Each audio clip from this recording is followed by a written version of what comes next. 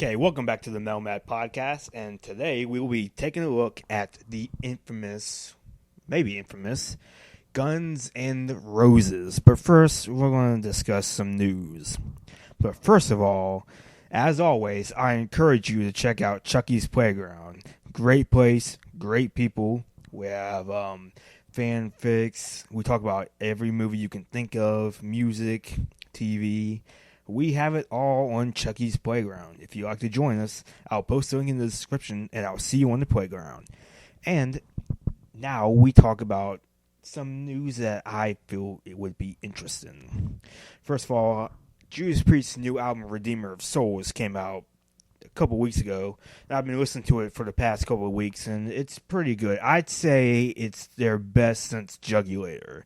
And I really like Jugulator, which is the first album that they did with Tim Ripper Owens, who replaced Rob Halford for a brief period of time. So I think it's very good. If you haven't checked it out, definitely give it a listen. And so now the second one I'll talk about is the Annabelle spinoff that's happening in October. Now, I'm probably going to be in the minority on this, but I actually did not like The Conjuring. Okay, the haunted house ghost supernatural thing, it's just not my horror subgenre. You know what I mean? So I thought it was an okay movie. It's just not my movie. I like some of the more slasher type movies, like your Friday the 13th, your Elm Streets, your Chucky's, stuff like that. So, you know, the haunted house thing, it's just not my horror thing, you know what I mean? But for what it's worth, I thought it was okay. I mean, you know, I didn't hate it. But the Annabelle movie, I don't even get why they're even doing it. Like, wasn't the Annabelle doll in there for like 5 minutes? And it didn't really do anything. Like, it was like some type of Chucky kind of thing, I guess. If it was like actually coming alive and killing people, I guess I'd understand that. But I mean, I don't know. It's just kind of confusing me. I probably won't see it in the theaters, but I probably will see it when it comes to DVD. Just to say that I saw it. I mean, it doesn't really interest me. The movie doesn't really interest me at all. But we'll find out. We'll find out. Maybe it'll be good, but who knows. So now the news is over, and now it's time for Shoot the Shuffle. And the first song we have here is Christmas at Ground Zero by Weird Al Yankovic from Polka Party. Like I mentioned last time, great, dark, humorous Christmas song. Number 2, Bittersweet Symphony by The Verve from Urban Hymns. Great late 90s kind of classical pop song. Number 3, Simple Man by Leonard Skinner, from pronounced Leonard Skinner. Great Southern rock song. I mean, there's nothing really else you can say about Leonard Skinner that hasn't already been said. Number 4, Three-Way, The Golden Rule by The Lonely Island from the Whack album. I actually just got the Whack album like last week or something like that. And I don't like it as much as their other albums, but it's starting to grow on me. Like, I Run in Y and Diaper Money. I like those, and it's growing on me. And this one's pretty cool. Number 5, Live Forever by Black Sabbath from 13. 13, great comeback album for Black Sabbath. It might be their last album. If they did, they went out with a bang on here. Number 6, Sinners Incorporated by Rob Zombie from the Sinister Urge. We will definitely be doing a Rob Zombie retrospective in the future. And this is a great intro to the Sinister Urge. Kind of creepy carnival music like, you know. Number 7, Tell Me by Aerosmith from Music from Another Dimension. Aerosmith's latest album, great ballad. And number 8 is In Together Now by Limp Bizkit from Significant Other. This is predominantly a hip-hop song featuring Method Man, and it's interesting. Number 9, Bark at the Moon by Ozzy Osbourne from Bark at the Moon. Great heavy metal song. Ozzy, without a doubt, one of the best ever. Finally, number 10, Give Up Your Ghost by Scum of the Earth from Blah Blah Blah, Love Songs for the New Millennium. This album Well, this band actually features Rob Zombie musicians from Hellbilly Deluxe and Sinister Urge, and the album has a very kind of Hellbilly Deluxe type sound to it. So anybody who loves Hellbilly Deluxe or even Sinister Urge, definitely check this one out because I think you might like it. So now Shoot the Shuffle is over, and now it's time for the main event, Guns N' Roses. And I became a fan of Guns N' Roses around, it's probably going to be weird, but I actually was a fan of them around the Guitar Hero 2, back when they had Sweet Child of Mine. I think either that or Welcome to the Jungle was the first one I heard. And before Guitar Hero 2, I had already had the CD Appetite for Destruction. But I didn't even know that we had it up until Guitar Hero 2. Then when I heard Guns N' Roses, I'm like, do we have any Guns N' Roses? And I discovered the Appetite for Destruction CD, and I got hooked on it. I love Welcome to the Jungle and Paradise City and all those songs on there. So that's when I became a fan, and now we discussed their debut, Appetite for Destruction, and it's a great debut album. I dare say it's probably one of the best debut albums of all time because, pretty much almost every song on here is great. There is some filler here, like Out to Get Me, I'm not a huge fan of. Think About You is alright. But other than that, I don't really have a problem with the other ones on here. Welcome to the Jungle, of course. Paradise City. Sweet Child of Mine, I actually kind of think it's overrated, just a little bit. That song really just kind of got overplayed for my taste on the radio and stuff like that. And You're Crazy is great. Rocket Queen's a great closer. My Michelle is cool. Night Train, come on, Night Train. That's probably my favorite song off there. So as far as debut albums go, it's pretty good. I mean, it does have a couple of problems, but other than that, they kind of knew what they were doing, and they probably could have gotten better from there. And so a couple of years passed, and they did an EP, or it might be even a studio album. I'm really not sure what it's qualified as, but I'm just going to go ahead and say it's an EP.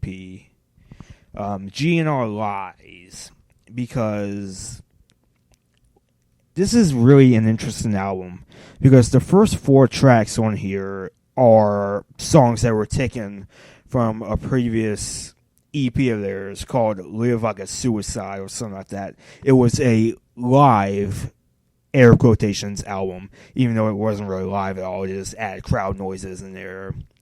And they performed like a couple of original songs, a couple of covers. Mama Ken by Aerosmith is one of the covers on there. And those are okay, but I could really care less about those.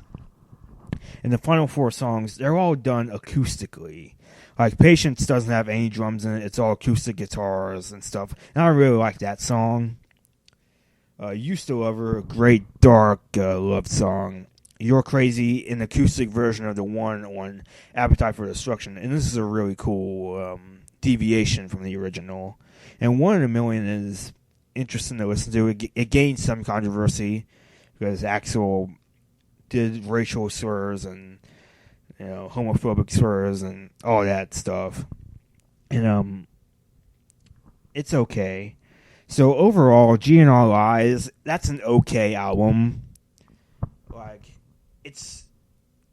I usually kind of tend to go to Use Your Illusion 1 and 2 as the actual follow-up to Appetite for Destruction. This was something that they just did just because.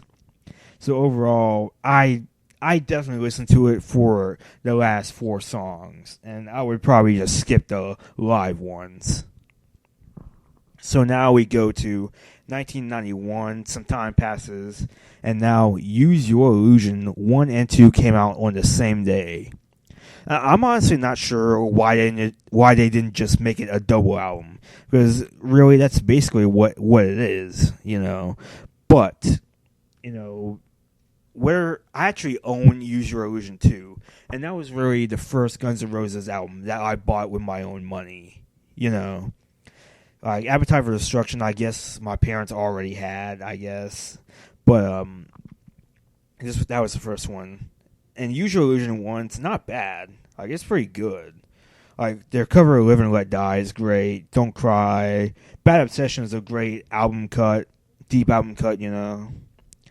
November Rain, of course. Great grand ballad. The Garden with Alice Cooper. Alice Cooper and Guns N' Roses, great collaboration. Garden of Eden is a cool little fast metal song. Coma, I think Coma is like their longest song, and it's really cool. It kind of wears out its welcome after a while, but it's pretty cool. And Usual Illusion has some great songs. Civil War, the cover of Knocking on Heaven's Door, Get in the Ring, Pretty Tied Up, Estranged, You Could Be Mine. Like, I'd probably go out and say that I like Usual Illusion 2 more than 1.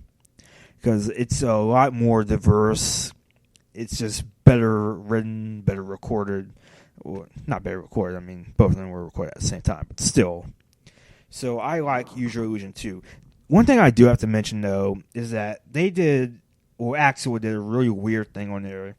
The final song after Don't Cry, which has alternate lyrics, which doesn't really make any sense, but still. My World is a really weird industrial metal type song. And it's only Axl on it. And it's just really odd. It doesn't sound like a Guns N' Roses song. But it's definitely interesting to listen to. And if you haven't listened to it, give it a listen. It's definitely one to be interested in, that's for sure. So a couple years passed, and they did a cover album called The Spaghetti Incident, in quotes. And as I mentioned before, I'm not a huge fan of cover albums. And this one, there's really nothing special on there. Like, a few covers I like their cover of Black Letter by, cannot think of their name, but it had members of the Sex Pistols in it. It wasn't the Sex Pistols, but that's a really good cover. And their medley of Buick McCain by T-Rex and Big Dumb Sex by Soundgarden, that's really good as well. Their cover of Since I Don't Have You is great. Other than that, Raw Power by Iggy Pop. They did a cover of that on there, and that's really good as well. But other than that, there's not a whole lot going for it. If you're interested in seeing what their musical tastes are like, I'd say give it a listen. But if you just want to hear Guns N' Roses, I'd stick with their studio original albums, because this one isn't that hot. And so time passes, and members of the band just kept falling out and falling out. Like, first Steven Adler gets fired for drug and drinking and all that stuff. Then I think Izzy Stradlin, that's his name. Izzy Stradlin was fired or quit. And then Slash left. Then Duff left. Like, pretty much now Axl is the only one left in the band. He's the only original member, which is kind of sad when you think about it, but anyway. And in 1999, they returned with a single for the movie End of Days with Arnold Schwarzenegger with a song called Oh My God. And it kind of follows that My World aspect of industrial metal, the My World track on Usual Illusion 2. And it's really interesting to listen to, but after the first minute, you're like, okay, it's kind of an ass song to you. Like, Guns N' Roses hadn't done an original song since 91. And when you expect them to come back, stuff like this is not the thing that you expect them to do. But I think it's an okay song. And so Chinese Democracy begins production, but it took forever to get released. Like, delays and just recording, like, all these things just kept happening. And every time you thought it was finally going to be released, it ended up not being released. And, like, finally in 2008, like, maybe almost a decade after they started production on it, they finally released it. And, like, Dr. Pepper, like, offered everybody in America except Slash and Buckethead a free can of Dr. Pepper. So that just kind of blew it up. And I think that actually kind of blew it up in their faces because the Dr. Pepper site actually crashed. But they finally released it, and I got it like in December, like a month after it was released. Overall, I think it's a solid album. It probably was worth the wait, but I don't know. Because as good as I think it is, it really shouldn't have been called Guns N' Roses. It should have been called like Axl Rose or something like that. It should have been really a solo album because it really doesn't sound anything like Guns N' Roses. Some songs on there do sound like the title track and Shackler's Revenge. They do sound like something that Guns N' Roses would do. But other than that, it probably should have been a solo album. But with that said, I think it's a cool album. Again, Chinese Democracy, Shackler's Revenge, Better, Street of Dreams is also pretty cool as well. If the World, Sorry is my favorite track off that album. It has a very doom metal quality to it, and it's really haunting and very good. And Madagascar has all these samples, mainly of Martin Luther King Jr. and also some rather obscure movies, and it's pretty cool to listen to. So overall, Chinese Democracy is probably not the album that should have taken like 8 years to do, but when all is said is done, it's a decent album. I wasn't really disappointed by it, even though a lot of people probably were. So that's Guns N' Roses. This was a pretty short episode because Guns N' Roses didn't make that many albums, so whatever. But I love Guns N' Roses. Like, I really do. Pretty much I lean towards their earlier stuff, like Appetite and stuff like that. But overall, I think they're a pretty good band. So that was the Metal Matt Podcast. And I'll see you next time for A Nightmare on Elm Street.